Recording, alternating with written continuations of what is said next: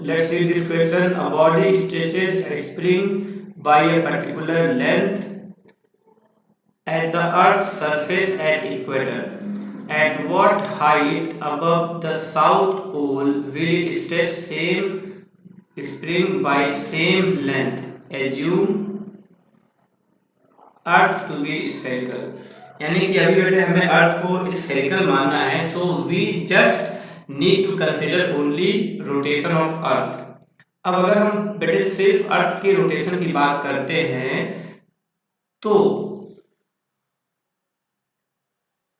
ऐसा बेटे होता है, तो अगर हम बोलते हैं इसको इक्वेटर और ये कोई एंगल होता है बेटे थीटा, तो बेटे अगर यहां पर अगर हमारे पास होल पर ग्रेविटेशनल एक्सेलरेशन g है, तो इक्वेटर पे तो किसी जनरल पॉइंट पे बेटे क्या होता है, जो g होता है उसको हम लिखते हैं g minus omega square r cos theta, जहां पर थीटा होता है बेटे एंगल ऑफ लैटिट्यूड, राइट। लेकिन हमें बात करें बेटे इक्वेटर पे, तो एट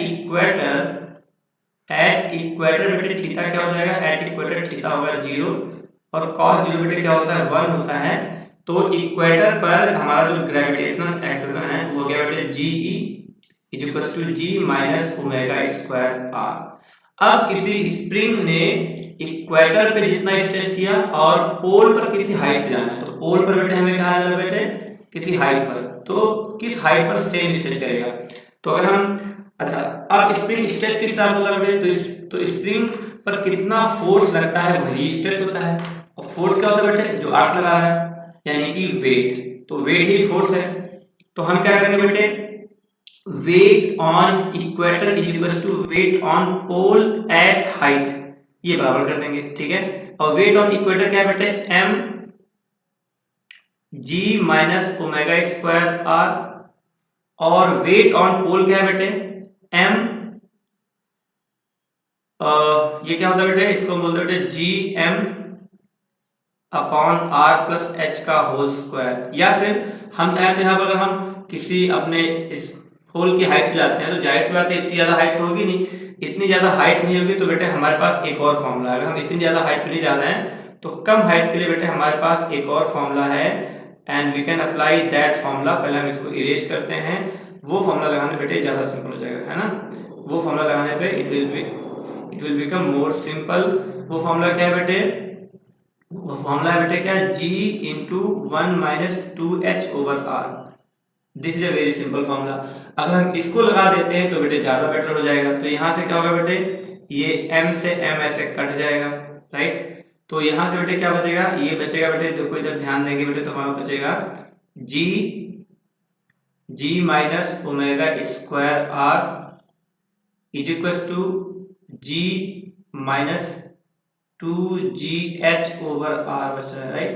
तो ये g से g ऐसे कट कर देंगे और फिर बेटे हो जाएगा क्या, फिर यहाँ पे लिखते बेटे क्या हो जाएगा, फिर बेटे हो जाएगा माइनस ओमेगा स्क्वायर r बराबर 2gh बाई r। तो यहाँ से बेटे क्या होगा बेटे, अगर हम यहाँ से h निकालेंगे तो दिस यहाँ से बेटे h कितना आएगा, h आ जाएगा ये पहले यहाँ भी माइनस है, 2000 माइनस माइनस बेटे कट जाएगा। यहाँ से जो h निकल के आएगा बेटे, h निकल के आने वाला है omega square r square upon 2g। बस बेटे हमें क्या करना है, यहाँ पर बेटे वैल्यूज को रख देना है। अगर हम ओमेगा की वैल्यू रखेंगे तो ओमेगा की वैल्यू बेटे बड़ी खतरनाक 2 पाई डिवाइडेड बाई,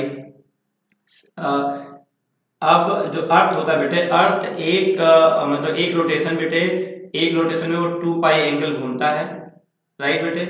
अर्थ एक रोटेशन में बेटे 2 पाई एंगल घूमता है, और एक रोटेशन घूमने के लिए बेटे वो लेता है 24 आवर। तो इसलिए जब अर्थ के हम एंगुलर स्पीड की बात करेंगे तो एंगल में लेंगे बेटे 2 पाई, लेकिन टाइम में लेंगे 24 आवर। लेकिन एक आवर में कितने मिनट, 64, एक मिनट में कितने सेकंड, 60 सेकंड्स, राइट। तो इसका स्क्वायर हो गया बेटे, आर यानी कि बेटे कितने का, 6400, ये तो बेटे किलोमीटर में है, इंटू 1000, इसका स्क्वायर डिवाइडेड बाय बेटे क्या है, डिवाइड बाय बेटे 2g यानी कि 2 इंटू 9.8। जब बेटे आप इन सब वैल्यूज को निकालोगे तो ये सब वैल्यू बेटे निकल के कुछ इतनी आएगी। जरा हम इसको लिखते हैं तो ये आता है बेटे 111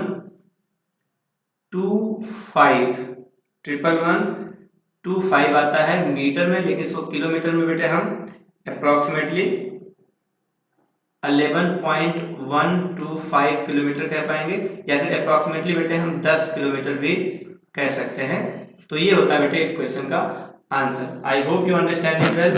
थैंक यू।